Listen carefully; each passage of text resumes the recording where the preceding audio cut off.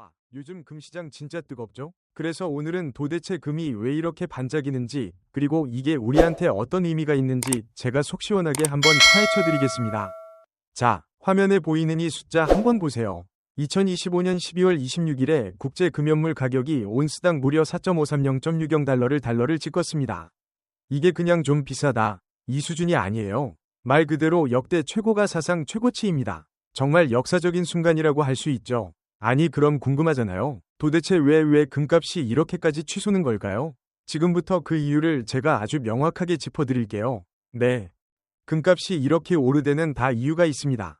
핵심적인 배경을 보면요. 크게 세 가지 글로벌 요인이 딱 자리 잡고 있어요. 지금부터 하나씩 살펴보시죠. 그 세 가지가 뭐냐면요. 첫째, 연준의 금리 인하에 대한 기대감. 둘째, 지정학적 리스크. 그리고 셋째, 달러 약세입니다.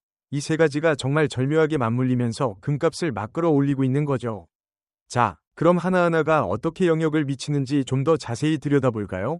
자, 첫 번째 요인 바로 금리 인하 기대감입니다. 이거 아주 간단하게 생각하면 돼요.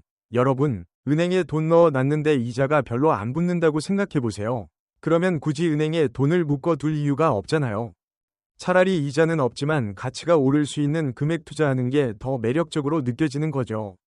바로 그겁니다. 지금 연준이 곧 금리를 내릴 거라는 기대감이 커지니까 이제 은행 이자는 끝물이다 생각하는 돈들이 안전한 금으로 막 몰려들고 있는 거예요. 그리고 두 번째, 지정학적 리스크. 이건 뭐 요즘 뉴스만 봐도 바로 와닿으실 거예요. 전 세계적으로 여기저기서 분쟁이 터지고 상황이 불안해지면 사람들은 본능적으로 가장 안전한 걸 찾게 되잖아요.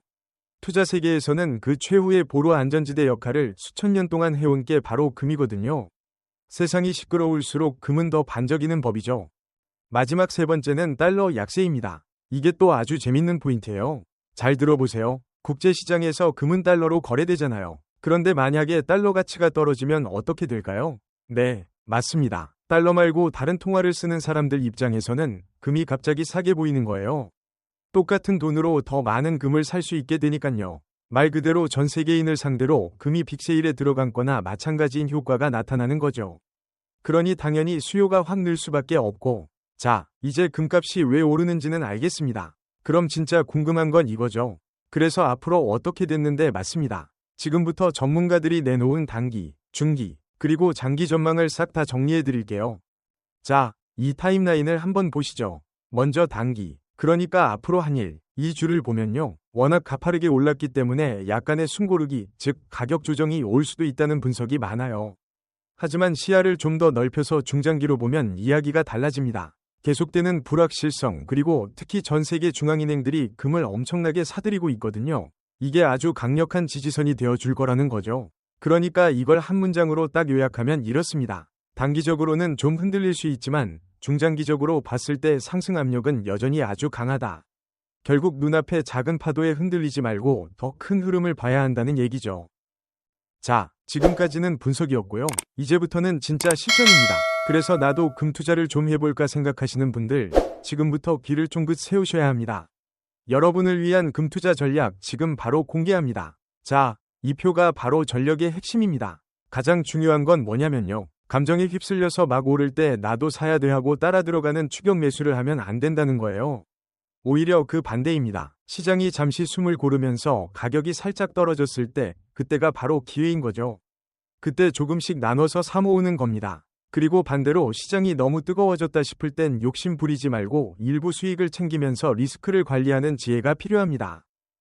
특히 우리 같은 개인 투자자들에게는요. 제가 정말 강력하게 추천하는 전략이 있습니다. 바로 적립식 분할 투자, 영어로는 DCA라고 하는데요. 방법은 아주 간단합니다. 그냥 매달 또는 매주 정해진 날에 정해진 금액만큼 꾸준히 사는 거예요. 예를 들어 나는 매달 1일에 10만 원어치 금을 사겠다. 이렇게 정하는 거죠. 그러면 금값이 비쌀 땐 자연스럽게 조금만 사게 되고 쌀 땐 더 많이 사게 되잖아요. 이걸 꾸준히 하면 평균 매입 단가가 낮아져서 가격 변동에 대한 스트레스도 줄고 장기적으로 정말 든든한 자산이 될 수 있습니다. 물론이죠. 사람마다 성격이 다르듯 투자 성향도 다 다르잖아요. 그래서 이게 정답입니다 하는 건 없어요. 지금부터는 여러분의 투자 성향에 딱 맞는 맞춤 전략을 한번 찾아보겠습니다. 자, 여러분은 어떤 유형에 속하시나요? 한번 보세요. 나는 안정적인 게 최고다 하시는 보수형 투자자라면 역시 실물금을 차곡차곡 모아가는 게 제일 좋습니다. 반면에 나는 좀 더 적극적으로 수익을 내고 싶다 하시는 공격형 투자자라면 금 가격을 따라가는 주식. 그러니까 금 ETF나 금광회사 주식 같은 걸로 트레이딩을 해볼 수도 있겠죠. 물론 리스크 관리는 필수고요. 그리고 그 중간 중립 형식이라면 실물금과 ETF를 적절히 섞어서 균형을 맞추는 전략이 필요합니다.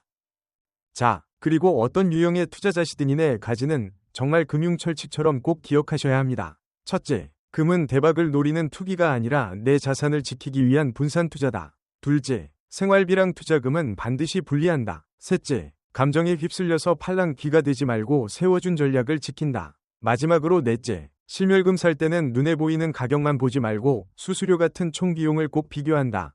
이 네 가지만 지켜도 실패할 확률을 확 줄일 수 있습니다. 그럼 이런 질문도 하실 거예요. 내 재산 중에 금은 얼마나 가지고 있어야 하나요? 전문들은 보통 전체 포트폴리오의 10%에서 20% 사이를 추천합니다. 너무 많아도 너무 적어도 안 된다는 거죠. 여기 화면에 보이는 이 파이처럼요. 금은 내 재산이라는 파이의 전부가 되어서는 안 됩니다. 하지만 포트폴리오 전체를 든든하게 받쳐주는 아주 중요한 한 조각이 되어야 한다는 거죠. 자, 오늘 금값이 왜 이렇게 뜨거운지 그 배경부터 앞으로의 전망, 그리고 아주 구체적인 투자 전략까지 꼼꼼하게 다 짚어봤습니다. 이제 공은 여러분에게 넘어갔습니다. 여러분의 소중한 자산을 지켜주리 반짝이는 포트폴리오 한번 만들어 보시겠습니까? 신중하게 고민해 보시고 현명한 결정 내리시길 바라겠습니다.